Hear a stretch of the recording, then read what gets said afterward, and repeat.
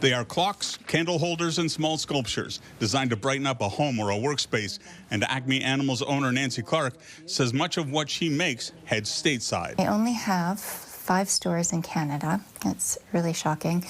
So 95% of my market is in the States, stores and galleries. The business started in 1993, and Nancy Clark joined the original owners in 1997. She took over the business 8 years ago, operating out of a small South London workshop.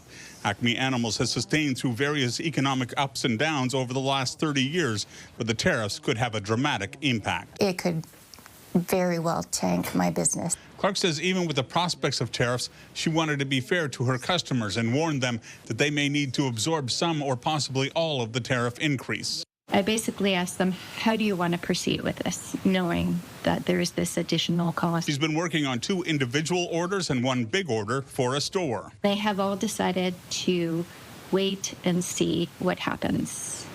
So I'm finishing up these orders, and then I'm going to sit on them, basically. London Chamber of Commerce Chief Operating Officer Kristen Duver took part in a noon-hour meeting with members of the Canadian Chamber Network to find out the specific impacts that tariffs are going to have and where the Chamber and the Chamber Network can step in and help. Along with endorsing Buy Canada and Buy Local messages, they have renewed the call to reduce or drop interprovincial trade barriers to effectively negate the rise in GDP from the U.S. tariffs. If we could get rid of our cross-border issues and those interprovincial trade barriers, that would actually more than make up for the loss we would have from the tariffs. My hope is that, this is part of a negotiation process, and I'd like to see it get settled. Ivy Business School economics professor Fraser Johnson specializes in supply chain issues.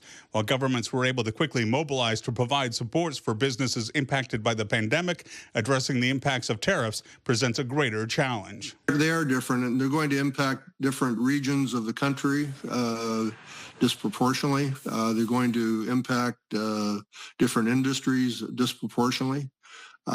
So any government action, I think, has got to be surgical. Gerry, Dewan, CTV News.